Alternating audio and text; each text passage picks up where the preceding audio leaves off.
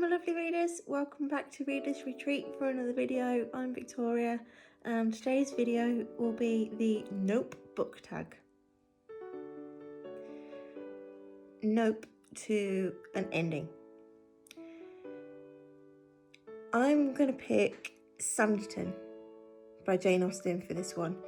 I'll put a picture of it up here. I didn't like this ending because, well, there have been several, because Jane Austen didn't actually finish it herself. So there have been several endings to this, and one in particular that I'm thinking of for this video is the ending to the recent TV adaptation of it. It was so good to start off with. I was absolutely loving every single minute of it, and then the male lead and the female lead in the end like profess their love for each other, and it's like, it's so cute, it's so perfect. But then he lets her go.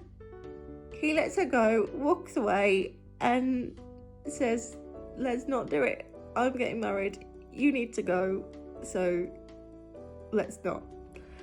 And I'm like, what? Jane Austen's philosophy was everybody gets a happy ending. Whether they've left it like that so they can do a season 2, I don't know. But oh my god, Jane Austen would be turning in her grave if she knew what they'd done to her book. Seriously, that ending? No. Not in a million years. She would never, ever end it like that. Ever. And I'm just so infuriated. You can't leave it like that. It's not right. Jane Austen would never approve it. So yeah, that's my note for the ending, because I was just absolutely devastated. You cannot leave it like that. They're supposed to get together. That's Jane Austen's thing. But yeah, I'm going to stop talking about that now because it gets me angry. Next one is Nope to a protagonist. I have gone for Twilight by Stephanie Meyer. Bella is just so bad in these books. She's annoying, she's ridiculous to me. I couldn't stand her. First few pages in, I'm thinking, oh my god, how the heck am I going to get through these books, because she's just almost unbearable. You have to kind of see through her immaturity to push on through the books. I very, very nearly DNF'd it just because of the way she's portrayed in these books. When the film came out, admittedly, it was a lot better because Kristen Stewart kind of made her tolerable. But I had to read these as part of a project for school to begin with, and then the whole hype around them went crazy. So even just to sit at the lunch table at school, I had to at least know what was going on. So I had to continue with the series. But yeah, I hate Bella in these books. I really, really do. I know that's going to probably go crazy in the comments from some of you guys, but she's just so annoying. She's just absolutely ridiculous. She's an airhead, she's whiny, she's just so infuriating. You want her to just grow up. Next up is Nope to a series that you feel has been a waste of time or you don't plan on continuing. So waste of time for me, I'm afraid, is Ember in the Ashes. I'll put a picture up here, by Sabaa Tahir. I read the first 2 and I liked them. They weren't good and they weren't bad. They were just meh for me. So I thought, no, I feel like I've wasted my time with this because I'm not enjoying it and I'm not hating it. It's just okay. So yeah, I'm kind of disappointed with that one really, because there were so many good reviews on YouTube and on Goodreads for that series. That's why I picked it up in the first place. So I was actually really disappointed with how I felt about those, because I was really excited to pick them up after so many good reviews. But I suppose everybody's tastes are different, and that was one that was just a waste of time for me. And then a series that I'm not going to continue because I didn't enjoy it at all, I'm afraid, is the Shatter series by Tahara Mafi. Again, I'll put a picture here, I don't own a physical copy. Yeah, I didn't like that at all. I couldn't make any connections with characters, and I DNF'd it about, I think it was something like 100 and something pages in. I like to give it about 100 pages if I'm really honest before I even consider DNFing, but I just felt completely sort of outside of it all. I wasn't at all immersed, I wasn't at all kind of compassionate towards any of the characters. I didn't feel anything, so I was just, no, I'm not going to continue with this because I really don't feel anything. So next up is No to a Popular Pairing. Again, for this one, I'm going to go for Twilight. I was Team Jacob. I'm sorry, I just was. He was the better guy, he was better looking, frankly. And he genuinely wanted to make Bella happy in every possible way. And to me, Edward is selfish. He's obnoxious. He's just, I just don't like him. Again, it was better in the films,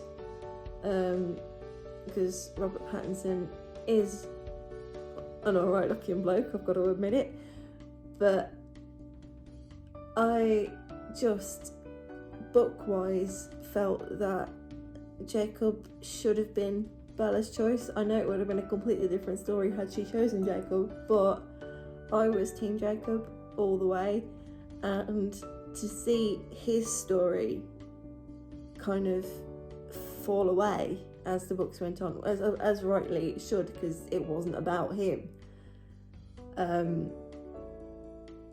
it just kind of made my heart really sad, because he was just lovely, and if I was Bella I would have gone for Jacob. So my nope pairing, I'm sorry, is Bella and Edward. So next up is Nope to a Plot Twist. Biggest plot twist I did not see coming. Very first time I read it was Dumbledore's death in Harry Potter and the Half-Blood Prince. I was distraught, to say the very least. This was the first book I actually remember physically making me cry as I was reading. I had to stop reading, put my bookmark in my book, and just spend 5 minutes crying before I could carry on.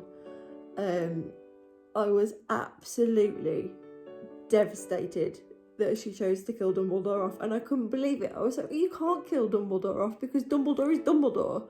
Dumbledore is Harry's protection. Dumbledore is supposed to be the one that keeps Harry safe, and she kills him off. I'm like, what? You can't do this. Dumbledore is the best character. He really is. I wouldn't say he's the overall best character, but he is one of the most influential characters in these books. You think of Harry Potter, and alongside Harry, you think Dumbledore, you just do. And he's iconic, and she kills him off, and not even in the last book either. It's like, what? How could this go on and Dumbledore not be there? So, yeah, plot twist for me was Dumbledore dying, and I was absolutely devastated. I'm a huge Potterhead. I absolutely love these. I reread them every year, and yeah, I'm absolutely devastated that he's not a part of it for the whole series. I really am.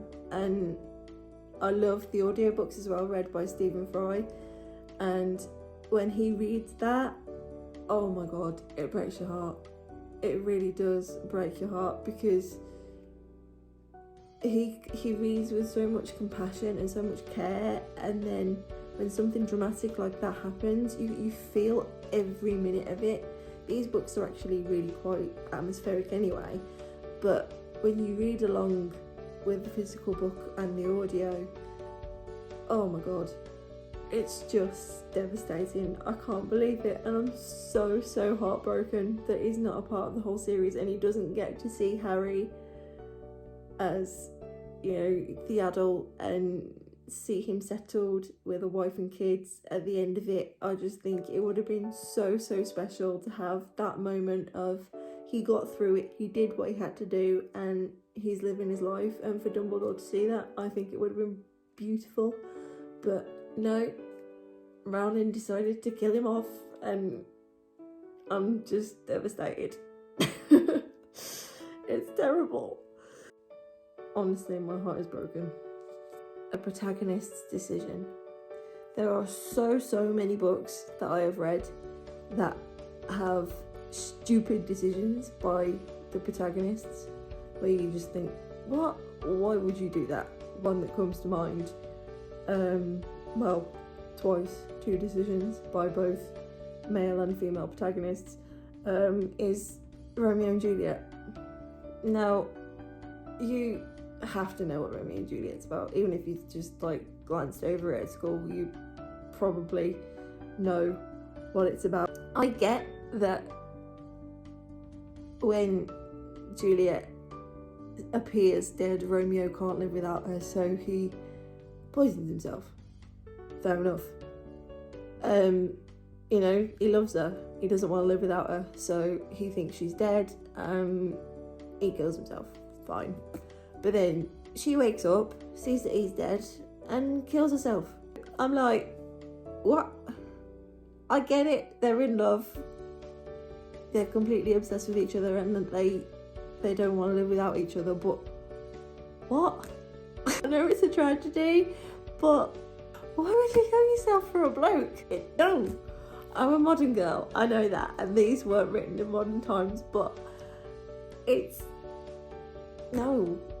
Even like at school, having to pick it apart and analyse it and stuff, my answers to like exam questions were just ridiculous. My teachers used to laugh at me because I was just like, I don't know why she did it. If a question was something like, why do you think Juliet felt she needed to die, I'd be like, well, I don't know. I genuinely don't know. She loved him, fair enough, she didn't want to live without him, but why does that mean you've got to die? She shouldn't have done it, in my opinion.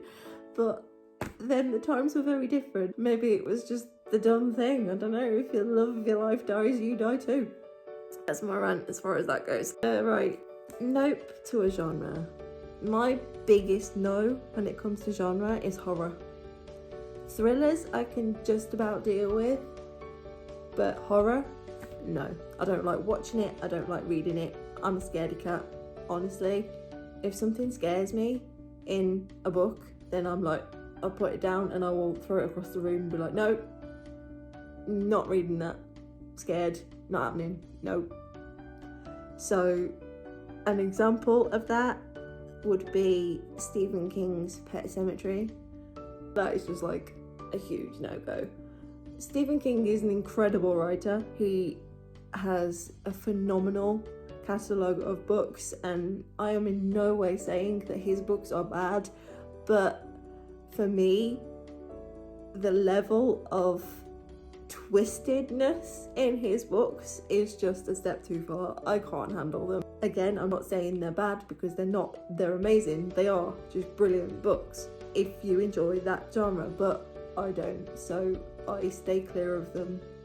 No to a book format. Now, I don't know if this classes as a book format because I read most book formats. I've read physical, I've listened to audiobooks, I do both. I like the format of interviews, I like the format of prose, I like the format of poetry, all of that. But what I don't like is deckled edges of a book. I don't know if that classes as a book format, but I don't like it. it makes the book look a mess, in my opinion. It's just ugly. So I don't know if that falls under that category, but that's all I could think of. Nope to a trope. This one was really tricky because there's none that I'm like, oh god, this is ridiculous. But I don't really enjoy the unrequited love kind of thing in any type of genre, because it's just heartbreaking to know that one of your characters is in love or so much in love with another character and they don't even know they exist. It's just heartbreaking. And to go through pretty much 90% of the book half the time, or at least ones that I've read anyway, with them not being able to express how they feel, or with the person they're in love with not even being aware of A, that person even exists, and B, the fact that they're completely besotted with them, is just heartbreaking. And I think it's cruel as well. That sounds quite harsh, but I really do. When it comes to love, it's like, it's a delicate balance for me in stories, because I hate it when it overpowers a plot, but also if you're going to include it, it needs to be on par with the rest of it. So if you're going to put it in, you need to do it well. And if you're choosing to do unrequited love, then I am very, very harsh on those type of stories, because if it's not done in a nice way and the character that's in love isn't portrayed decently, then I hate that trope. So yeah, that's the biggest one really for me. Cliche or pet peeves. My biggest and most recent actually is Keepers of the Lost City by Shannon Messenger. I'll put a picture up here. We read this for Middle Grade Monthly and I was really excited about it, to be honest, because I'd heard a lot of good things by a lot of people. But the line, "She let out a breath that she didn't know she was holding," was used 100 times too many. It was just ridiculous how many times this girl held her breath and let it go. Sometimes in the same scene, she'd do it 2 or 3 times. It loses its effectiveness when it's used so much, and it's quite a clever thing really when you think about it, because it's a natural thing that everybody does. If you're immersed in a conversation or you're watching something that's shocking, you do hold your breath and not realise it, and then you let it out. But for it to happen 2 or 3 times in the same scene, no. And it came out at a 2-star read for me because I really didn't get on with it. No to a book recommendation. For this one, I'm going to go for Throne of Glass. Now again, that's going to be hugely controversial. A lot of you will be watching this going, oh, no, you can't say that, but because it is hugely popular and I know that. But I'm saying no to it because I've heard a lot more negative stuff about the series as a whole in recent years. I had it on my radar and on my TBR for a long time, and just never got around to picking it up. And I became more active in BookTube and it was talked about a lot positively, which put it back on my radar to pick up. But then my best booktubers, the ones that I talk about most, have read most of them, to be honest, and although they liked them, they found that there's also a lot wrong with them. So I think my judgment at the moment is saying that I'm not going to pick these up. I do want to pick up A Court of Thorns and Roses That series by Sarah J Maas really does intrigue me, because a lot of people have said that one is better than Throne of Glass. Throne of Glass is a lot bigger than ACOTAR, but I think out of the two, if I'm going to read any Sarah J Maas, I will read ACOTAR over Throne of Glass. Nope to the love interest. So this one, I have two examples. I have Harry Potter and the Goblet of Fire, and the love interest in this that I am saying no to is Hermione and Victor Krum. What? I get it, it's her first boyfriend, he's really attractive, he's this big shot from one of the neighbouring schools that comes to take part in the Goblet of Fire, and he's this big deal that plays professional Quidditch and all of that kind of stuff, and she falls for him because it's her first boyfriend, or it's her first boyfriend that we hear about, and I get it, but at the same time I'm like, no, because you need to be in love with Ron by now. And she kind of is, and you see that, and it's frustrating because you're like, she wants to stay loyal to Victor, but also she's conflicted with the feelings for Ron, and it's really cleverly played actually, that imbalance for her. But yeah, it's just a big no-no for me, because I ship Ron and Hermione completely. So yeah, to see either of them get with anybody else is just a no for me. Which brings me on to Ron and Lavender in Half-Blood Prince. Lavender's just ridiculous for me anyway. She's just like, what? Why is she attractive to you, Ron? What is there about her that's attractive? He gets with Lavender so that he can actually think through his feelings for Hermione and see if that can actually go anywhere. That sounds really deep for Harry Potter, but that's genuinely the way I feel about it. I think it's just a relationship of convenience for him. I'm not saying that he gets with her for the sake of getting with her in any way, and like he gets with her even though he doesn't like her, because I think he does like her, and he does, he does want to be with her. By being with Lavender, it kind of shows him what it feels like to be in a relationship, and I think that helps him to discover the fact that he is in love with Hermione. Nope to a book in particular. I have read one Stephen King book, and that is it. I'll put a picture up here. And no. I've said before that I am a huge scaredy cat, and I don't like reading Stephen King books because they scare the heck out of me. And I had to read this for school. It was a challenge that my English teacher set me. It started with Test of the D'Urbervilles, then War and Peace, and then it was It. And I hated every single minute of it, but I had to read it because he was going to set me questions afterwards, a test basically on it. So I had to read it, and I had to read it properly.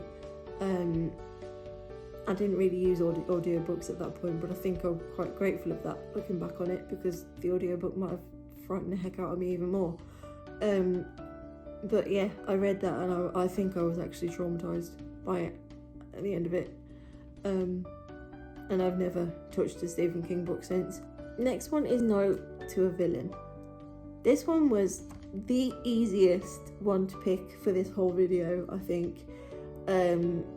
Especially because this one is also adapted into a TV show, and that is Nicci French's Secret Smile.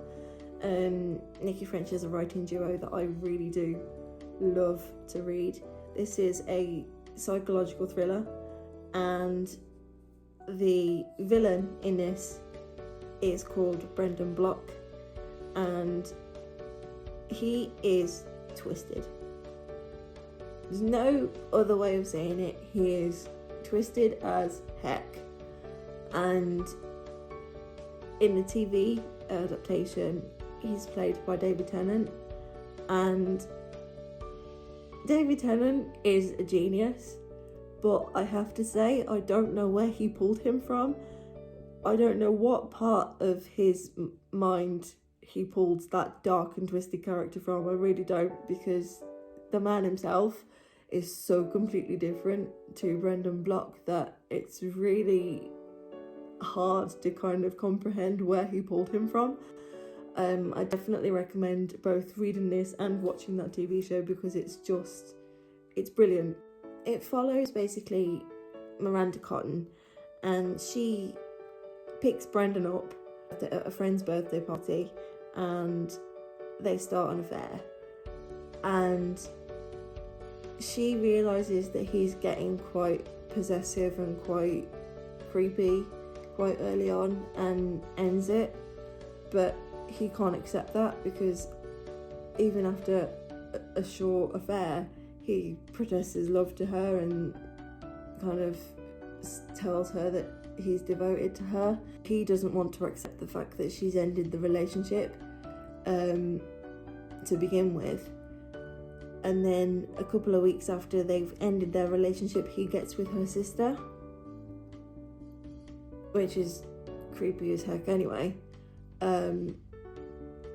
But then through her sister, he starts messing with Miranda's head, because he's doing things with her sister that they did, and that kind of messes with her head a bit. And then through her sister, he meets the rest of her family, and he worms his way in there as well.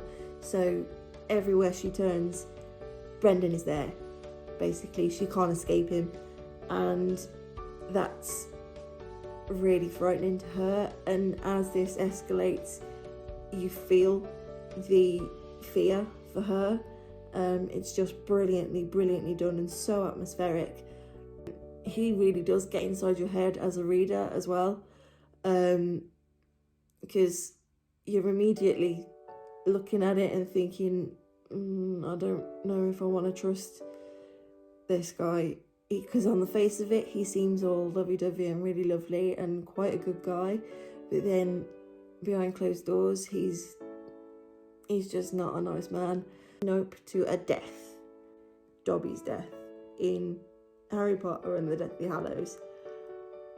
I was devastated when she killed off Dobby. What purpose does it serve to kill off the best house elf I've ever known in existence? He is just so lovable. I don't know anybody that's read these books that doesn't love Dobby with all of their heart. He is just so brilliant, and she kills him off.